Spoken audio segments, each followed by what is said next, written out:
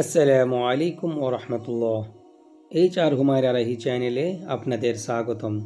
সম্মানীয় দ্বীনি ও ভাই ও বোনেরা, আশা করি আল্লাহর রহমতে আপনারা সকলেই ভালো আছেন। আমিও আল্লাহর অশেষ কৃপায় খুব ভালোই আছি, আলহামদুলিল্লাহ। সম্মানীয় দর্শক শ্রোতা, আজকের ভিডিওতে ফরজ সালাতের পর কিছু জিকির সমূহ আছে, সেগুলো সম্পর্কে আলোচনা করব ইনশাআল্লাহ। প্রত্যেক ফরজ সালাতের পর আমরা যেন এই জিকিরগুলো পাঠ করি। আস্তাগফিরুল্লাহ, আস্তাগফিরুল্লাহ, আস্তাগফিরুল্লাহ 3 বার করে পাঠ করব। এর অর্থ হচ্ছে আমি আল্লাহর কাছে ক্ষমা প্রার্থনা করছি।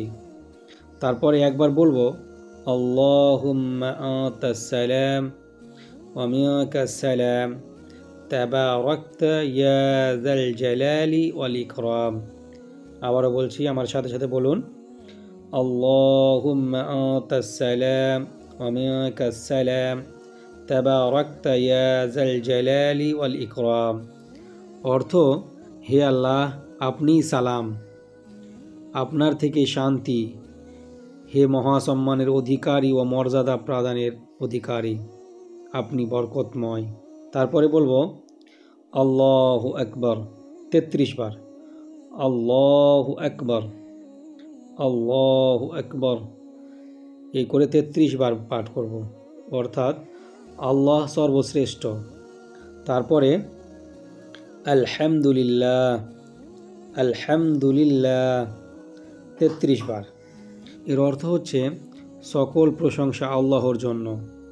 তারপরে সুবহানাল্লাহ, সুবহানাল্লাহ, সুবহানাল্লাহ 33 বার।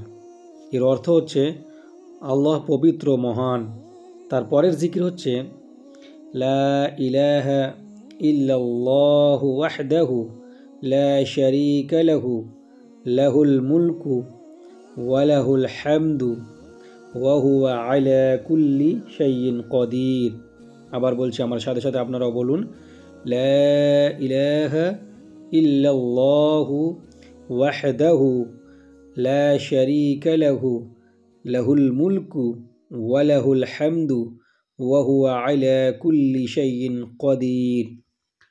অর্থ, আল্লাহ ছাড়া কোনো সত্য মাবুদ নেই, তাঁর কোনো শরিক নেই, রাজত্ব তাঁরই, সমস্ত প্রশংসাও তাঁর, আর তিনি সকল কিছুর উপর ক্ষমতাবান।